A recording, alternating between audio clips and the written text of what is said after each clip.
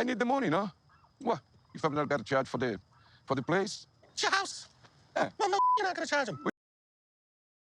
Imagine your father charging you to use his house to throw something amazing for not only for you and your partner and your child, but also for his family member. That is crazy. Absolutely crazy. Now here's the thing. Previously, Thais made her feelings known regarding how she feels about Patrick's father always wanting money. And then the week after that, which was last week, John then also makes his feelings known about how he feels about Patrick's father always wanting money. And then boom, bam to this week. And what's going on here? Daddy over here is trying to charge his own son to use his property. But not only that, but also at the same time, he's telling his son about how he needs the trees to be cut. He needs this here to be sorted out. So not only is he trying to charge him for the venue, for his house, but he's also trying to charge him to basically repair the freaking house at the same time. But Patrick has his own thoughts, he has his own views, and well, let's get into it. How do you make money? Don't you get money from your properties? Not much. Not much.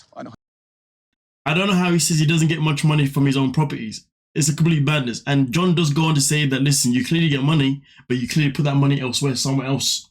That obviously isn't, you see what I'm saying? Which allows you to always have to take money off your own son. I have the cash, but I have the properties. That's my son, you know? He didn't help me, who's gonna help me? You know, I want us to remember this line. It's my son, you know? If he didn't help me, who's gonna help me? Now, remember this line because of what's to come.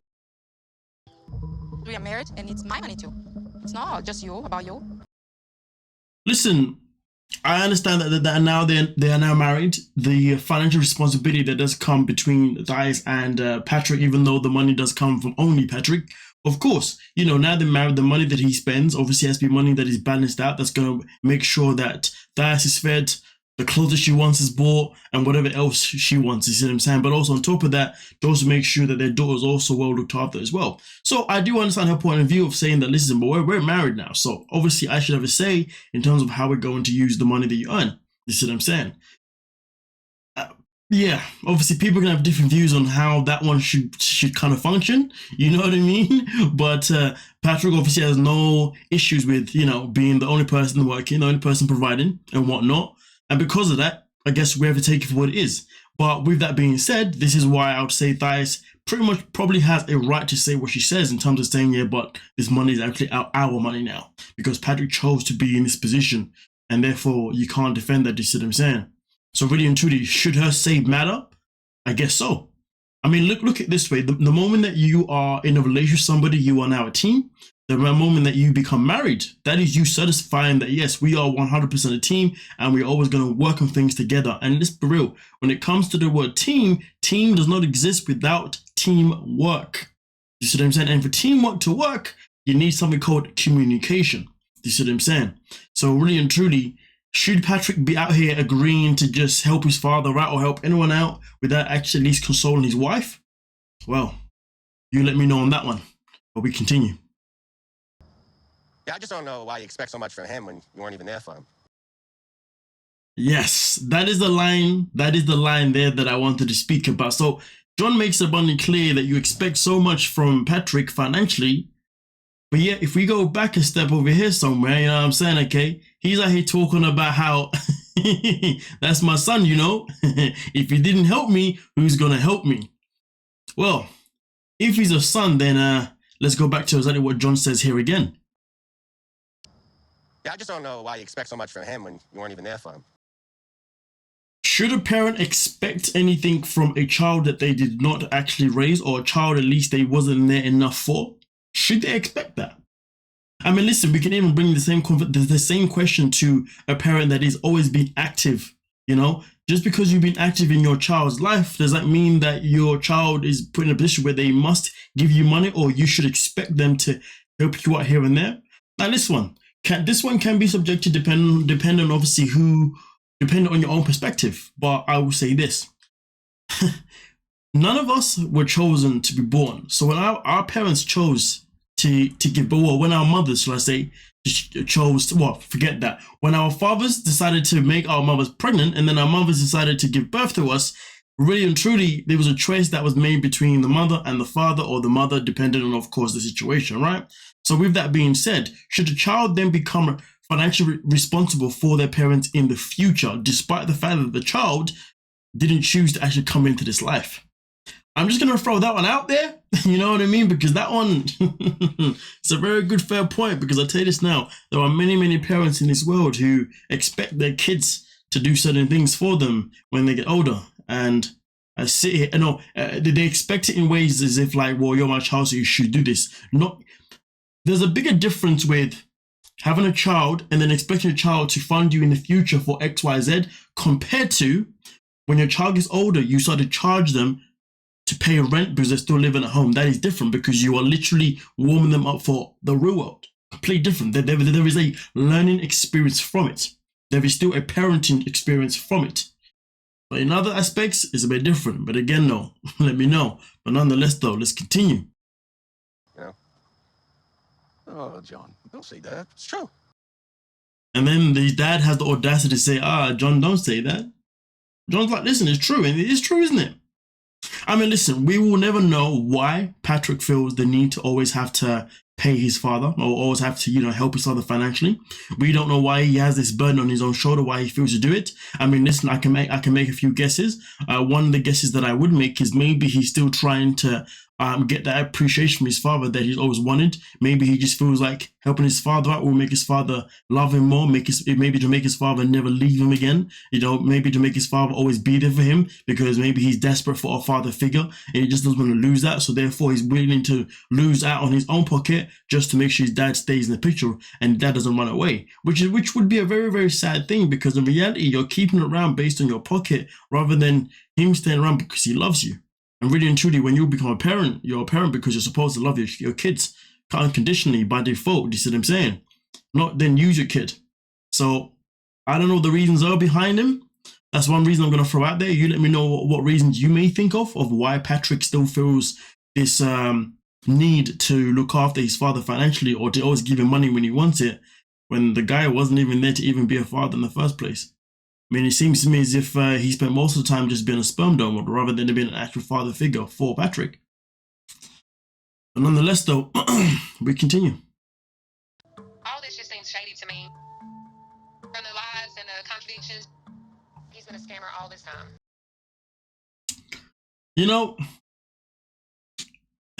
The thing with Michael is that there's been many things he's done throughout the seasons that have shown that, yes, this man is with Angela for the green card. And out of some of these things he's done, whether that's been lying, cheating, more than once, Angela still continued to be with this guy. Now, of course, we can easily say that the reason why she decided to still be with him is because she couldn't be on the show without Michael being with her. Okay? Because she needs someone to be on the show with. And let's be real. If her and Michael had broken up earlier, and even if she had attempted to come back for like the single life, what are the chances that would have been possible? And I say what are the chances that would have been possible because maybe Angela's known for a long time that TLC's been trying to get rid of her. So therefore she had to use Michael to stay on the show. So either way though, it goes back to the conversation itself, and particularly where the daughter says, maybe he's scamming you. The signs have been there. Angela ignored them. Why did you ignore them, Angela? If she says it's because she loved him, I'm going to believe in that. If she says it's because she enjoyed the fame too much, I'm believing that. But we continue. To be honest, Mama, if he's using you to come over here without you, you really need to figure out what's going on. You know what though? I will say this though. Angela Deem has never really come across as someone that is very bright, in my opinion. She's definitely come across as somebody that has a lot of delusion that goes on in her mind. So with that being said, even if Angela was fully aware of the fact that Michael had been using her, would she have allowed herself to acknowledge it? There's a chance, no. Would she have allowed herself to walk away from him due to the fact that it may make her lose a spot on TV? Absolutely not. But here's the thing. There are some people in this world that have a certain level of low self-esteem that they would take whatever they can get. No matter how many times somebody takes advantage of them, they will still stick around with that person because they don't see themselves being able to get better, get anyone else better, or get anyone at all. And then there's the flip side. Then there's some people who lived a life where they were never in the spotlight. they were never popular. They were pretty much maybe a nobody. And to be fair, for the most part, that's actually a good thing, to be fair. I prefer that myself, particularly in my life, personally. You see what I'm saying? But my point being is, because they don't have that experience, what happens is when they finally get some spotlight and they finally get people that actually look up to them and all that kind of madness, they get stuck on fame. They get stuck on that, what's the word I'm looking for? Is it endorphin? No, that's not the word. No. But dopamine, yes, they get stuck on that dopamine, you see what I'm saying, okay? So for me personally, I wouldn't be surprised if Angela's whole purpose this whole time of being on the show was purely because it gave her a purpose of actually being someone, because she's never been anyone. Do you see what I'm saying? She's always been pretty much a nobody who's always really wanted to be a somebody. That's why she's allowed some of the antics that we've experienced her go through with Michael, with cheating and lying, have always continuously been a thing. I mean, listen, she even went as far as getting plastic surgery in hopes that maybe Michael would treat her differently. Maybe Michael would actually find a winner. Who knows? Because there's always so many different stories about, Angela's purpose with Michael. What is the truth? What is not? But either way, though, the way I look at it is this. She came out and said before that she had no idea that Nigerians were scammers. So she would have never seen this coming. And I called her out. I said, nah, that's absolute BS. So with that being said now, you can't tell me that there has not been a point throughout this whole time that they've been on the show that her daughter has not called us that multiple times. And she has. Well, I can imagine she has. But Angela has continuously allowed herself to ignore it. Why? For one of these two reasons, or if both of them. And those are two reasons that I gave a second ago. But let's continue. He can't use you unless you allow him to. I'm not gonna lie though, that line is hard. He can't use him until you allow him to. And you know what? If anything, Angela Deem, 1000% in my opinion, allowed him to use her. Why? So she can stay on the show. And also give a false hope that he may actually want to be with her long term. You hanging on to something that it's too hard to hang on, and it's not worth it for somebody like that cheats on you, lie to you. Tell me where the lie is. Tell me where the lie. Oh God. Yeah. You got a woman that loves you and you're still lying. They're idiot. Who has a history of lying and cheating, and this is an old wound that he will never let heal.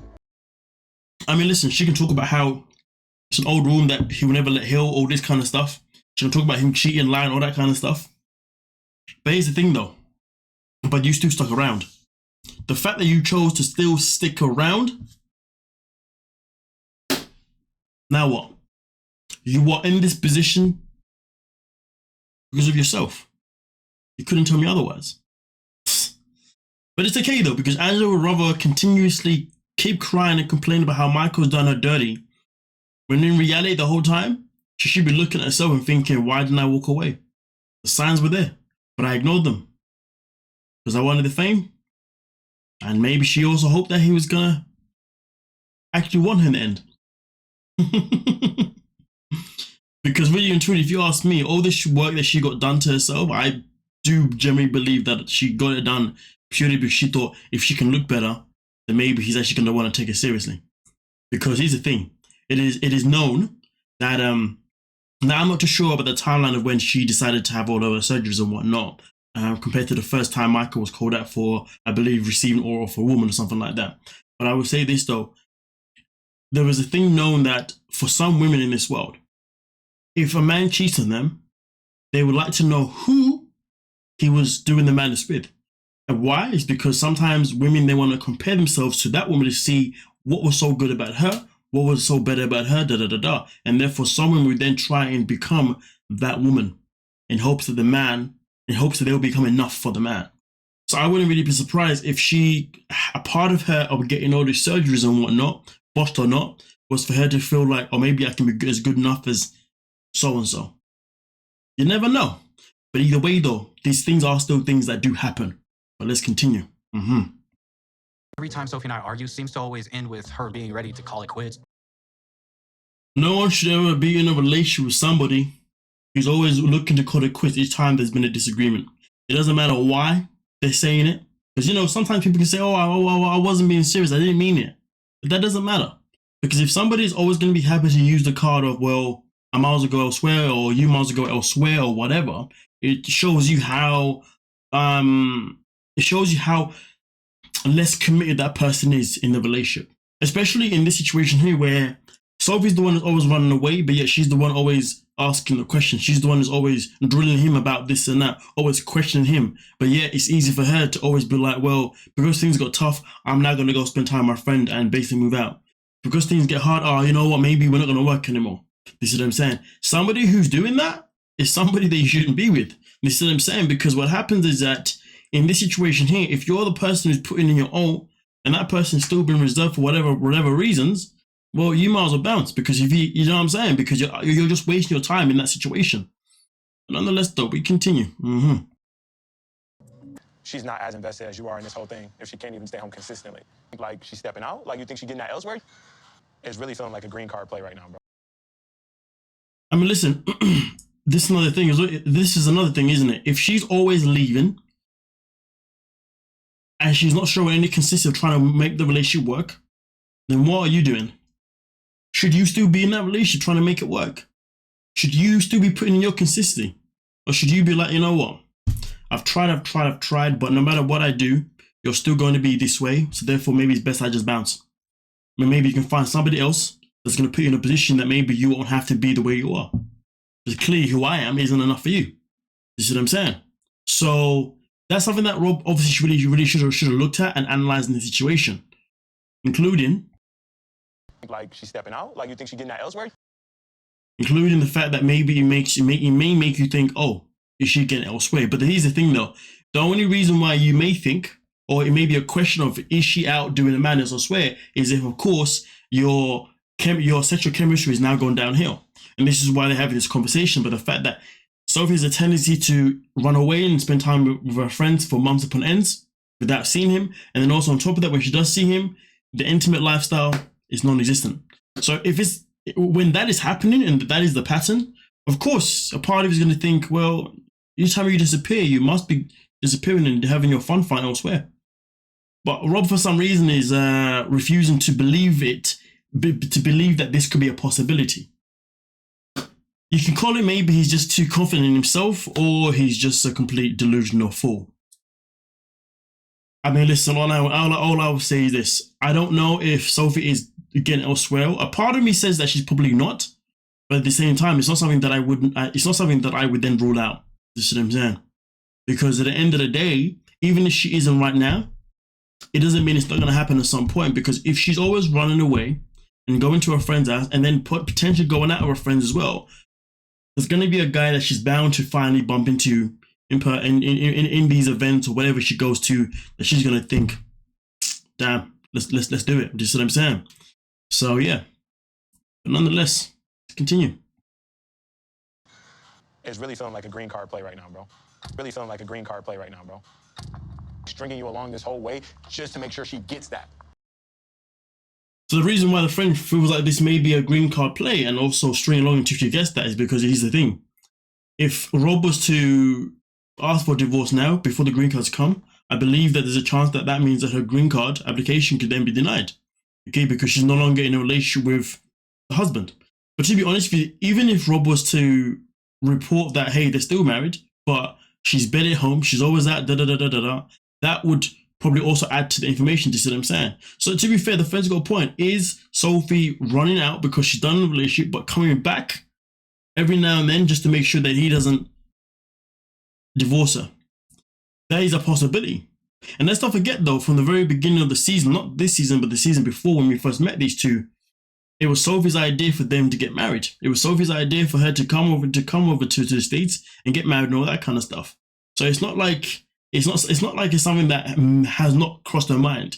But at the same time though, it doesn't mean that was her intention, because Rob makes a fair point, and to be fair, I do agree with this point in particular. And that's the point that, yeah, when they did meet, she definitely was into him. And it's just come to that point now where she's moved to the States, she's liking life there. So therefore now, leaving the States is something that she probably doesn't want to do. And to stay there, she's going to need Rob to help with the green card. So I would say that, was it her intention originally to use him? No. I would agree with that aspect there, because that's something that Rob says. But has it now changed? Well, a lot of signs are saying that it has changed. This ain't adding up to me. It don't add up. Actions aren't aligning with what she's saying. That's a green card play, fam. Leave. when your actions don't match up with what you're saying, that's not only a green card situation, but that's also a major red flag. For me personally anyway, because I'm a person of actions.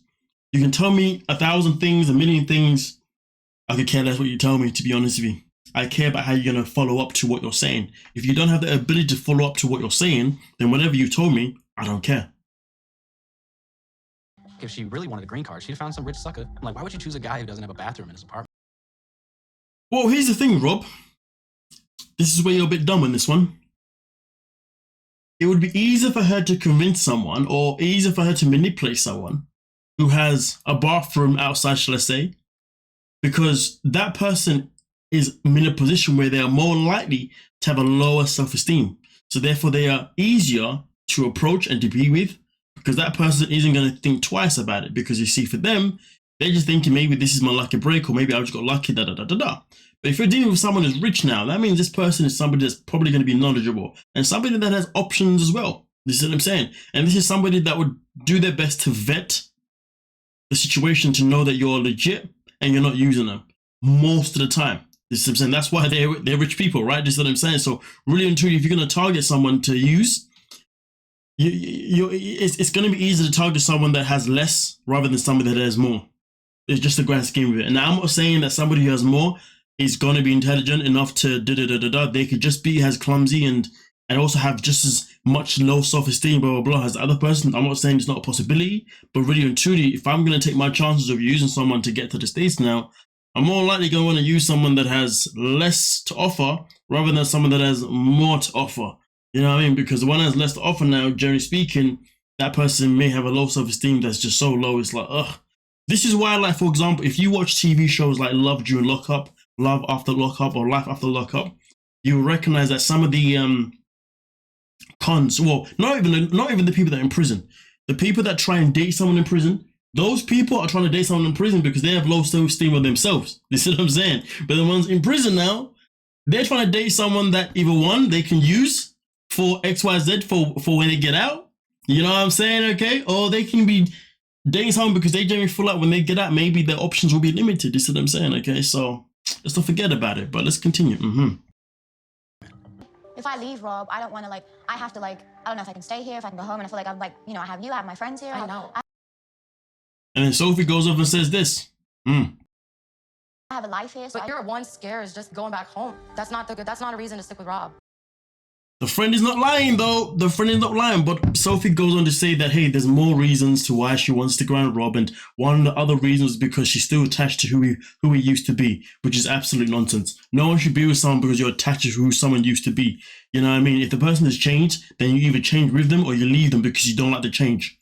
And at the end of the day, we know that she doesn't like the change, which is why she's always leaving him and never staying with him on a consistent basis to try and actually make it work. So really and truly, the way I'm looking at it, she's literally sticking around right now purely because she needs him for that green card. That's the translation that I got out of that one. But hey, you let me know. Frustrated with Gino because he says he wanted to spend time with Jasmine. You know, he wanted to stay home from work, but really Gino wants to do fantasy football and do what Gino wants to do. You know, that's crazy though, because I wouldn't be surprised if the real reason he left his job wasn't to spend time with Jasmine. I wouldn't be surprised if he used Jasmine as a reason to leave his job so he can basically be home and doing his own madness. But how did we get to this conversation? Simple. Jasmine was just expressing the fact that, you know, Gino doesn't really want to do too much of her, blah, blah, blah. And anything that he is willing to do is things that he wants to do, which is why she feels like he's trying to control her. So the family say, hey, like, what was good? Or at least, is that his sister-in-law? I think that's his sister-in-law. So she at least says, listen, you taking her to the gym, it doesn't mean anything. You know what I mean? You taking her to the shop, that's nothing. Do you know what I mean? Because you're not working. You got time. But you'd rather be at home playing your fantasy football and all that kind of stuff. So, seems to us as if you took time out of work for yourself, not for your relationship. Which is why Jasmine is becoming frustrated with you. At least that's what's being told here. I wouldn't be surprised. But let's get into the real nitty and gritty. Yes. It's not a sexual problem. I'm telling you what it is. You are saying very hurtful things. What the big problem is. I know what I just told you what the problem is. Are you deaf? Your addiction to pornography. But I want to go back to this little bit here, though. Hold on a minute. Not a sexual problem. This, I'm telling you what it is. You are saying very hurtful things. What the big problem is? I know what I just. My apologies. I thought I put it in the video, but I didn't. There's a part where Jasmine says to him about why you wait. Actually, hold on a minute. I just told you what the problem is. Are you deaf? Your addiction to pornography. Of course, no one is yelling. You talk about no yelling. Why are you yelling? This is the point that I wanted to also point out. Yeah, Gino, why are you yelling? If you're the one that's always talking about no yelling, no shouting at me, then why are you doing it? Because you're not listening to me. I'm telling you what the problem is. You're not getting it. Seems to me the reason why your voice is projected is purely because, well, Jasmine is speaking she's triggered something out of you. Because what she's saying obviously has a lot of truth behind it. Otherwise, why are you so triggered? Why are you so bothered? Why is it touching your soul so much? Why are you letting it get to you? That is the question, isn't it? Does Gino have an addiction to pornography? Is this why his intimate life with Jasmine is so bad? Well, the man denies it. You never marry someone from your culture. Because how American is gonna keep up with this? Alright, boom. That may be a fair point. Is this why he likes to try and look for women outside of the States? There's no woman in America going to put up with somebody that's addicted to, online viewings of other women. You never know. But listen, actually, if anything, I would say the reason why he goes outside of America is purely because he likes to find women on sugar daddy websites and all that kind of stuff, to be honest with you. That's what I think anyway, you know what I'm saying? But either way, though, the matter of fact is, though, we know, or at least people should know, that it has been reported before that men that are addicted to watching it online, when it then comes to the real thing, their performances very, very lacking, and their drive to even want to physically do it is it does become quite non-existent. So maybe that is been the real situation with June this whole time. I mean, listen, this whole time he's been talking about how it's been Jasmine's attitude, blah-da-da-da-da-da-da, which, listen, very, very good points.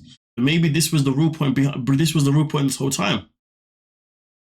I mean, look at it this way, right? If you're a man of Gino's age, and let's keep it a buck. If you're a man of Gino's age, you're average looking, let's be polite, okay? And then you find a woman, okay, who is above what you are and younger than you, regardless of what attitude that she gives you, as long as she's down to always want to do the madness, you're going to want to do the madness. Because at the end of the day, it's the only time you're going to feel like maybe she actually does like you. You're not going to avoid doing intimacy with somebody that is better than you in appearances, regardless of the attitude. And listen, some people may say, oh, no, but I'm telling you now, from a man's perspective, and just knowing people, myself in particular, who are just average looking guys, but with women that are, they be talking about, oh man, she's doing this, she's doing that, da-da-da-da-da. And I'm like, so, but why are you still sticking around though? And he'll be like, but because the life is fire when we're doing that thing. And she's always down for the, You see what I'm saying? Because at the end of the day, men are simple. Men are very, very, very simple, okay? They can easily be satisfied by just that one good deed, despite that maybe the woman they're with is a complete hell of a person in all other areas. Nonetheless, though, that's just based on that perspective, not all perspectives. You see what I'm saying? But hey, we continue. You're entitled to half of his savings, and he's obligated to pay for half of your debts. About 100. That is crazy. That any savings that he makes, or either one of them makes, like, yo, if I found out that my savings, I have to give 50% of my savings if we don't work out, oh my days. If knowing that I got a savings and you don't have savings, oh my gosh, that's going to hurt my soul. Yo, don't get married unless you're getting a post-nut or prenup. That's all I want to say for that, because that would hurt me. You know what I mean? But anyway, we continue. Pay for half of your debts. About 100K. Yeah. 100,000 en deuda tienes. Después de saber todo esto. I gotta say though, his reaction to the 100K is crazy. Look at his face. Huh? You have 100K debt? What? But then we proceed to where he says after learning about all of this, A post-nuptial agreement sounds better to me. I mean, listen, it does, doesn't it, bro? Because at the end of the day, if you know that you're somebody that can save, regardless of your earnings, but you're with someone who earns more than you, but they're not saving, you want to protect yourself. You see what I'm saying? So he's not lying. Obviously, right now he's not working, but of course, when he does start working, he's got to start thinking about these things. So it's a good thing that this interview happened, or this meeting happened. It's crazy because this was meant to work out in Ashley's favor, but in the end, it worked out more in Manuel's favor than it did in hers, which was quite comical if you ask me. So here we continue here. Ask her, how much have you got saved? Let's go. You save. How much have you saved? I save probably a couple hundred a month. ¿Ahorrado? Saved? ¿En dónde?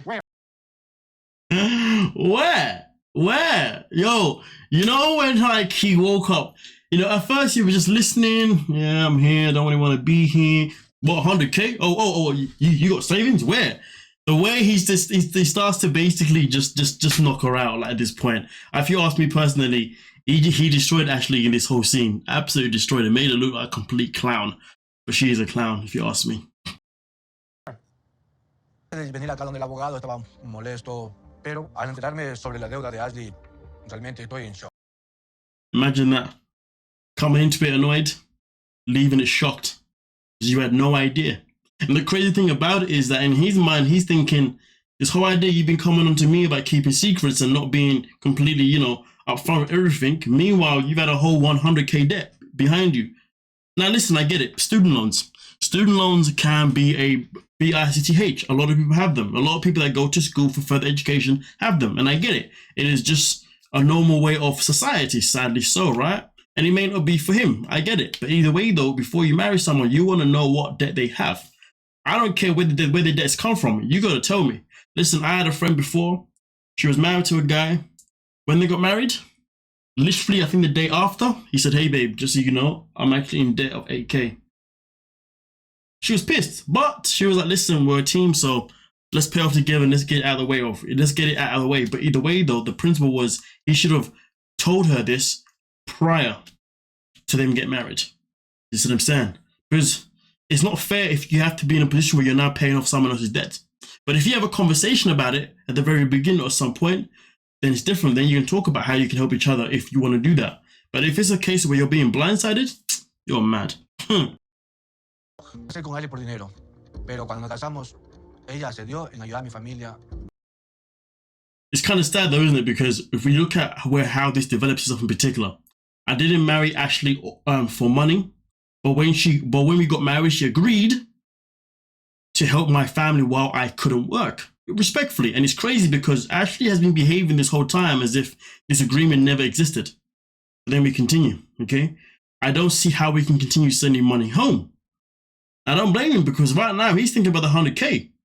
So I see him, you know, and let's not forget, this is a man that is very money conscious. So you can tell that, of course, when it comes to the money side of things, he's not with Ashley because of the money. This is what I'm saying. You know, it's obviously important for him for money to always be a thing. So therefore he's able to provide for his family. He continues by saying, if it means we'll fall into more debt in America. So right now, Manuel is worried that if they continue to send more money back, if they continue to send more money back home, amongst other things, it's going to put them in far much more debt whilst in America, which isn't necessarily going to be the case. I don't think that's how it works, because obviously that debt that you get from student loans will always be the way it is. It can only go down, it can never go up. But at the same time, I can imagine that he would like this debt to be gone as quick as possible rather than be there for however long. But the question is this though. How does she have 100K debt now though? And I say that because that means, technically speaking, Ashley has not been paying off to the slightest, because if you're telling me that the debt she had from loans was more than 100K, that is freaking C now. You what? Nah. That's just mad. No, you know. So to be fair, 30 plus women and you got 100K debt. Has she actually been paying any of it off? And she's talking about how she's been saving this and saving that. Yeah, woman's a liar. I'm not believing none of that stuff. And you can't tell me that, oh, I'm going to save it all first and then pay off in one hit. No. You can do that in direct debits. You can pay off a certain amount of that student loan, you know, per each month or per each year or whatever, however you choose to do it. You see what I'm saying? But if you're telling me that she's got 100K debt and she hasn't even thought about even paying it just yet, Yeah, she's never planned on paying, if you ask me personally. But hey, I was gonna say we shall wait and see, but I don't think we will ever find out if Ashley ever ends up paying that debt, or was a debt just a part of the storyline. Either way, though, it's a complete calamity. But hey, don't forget to like, subscribe, and of course, peace.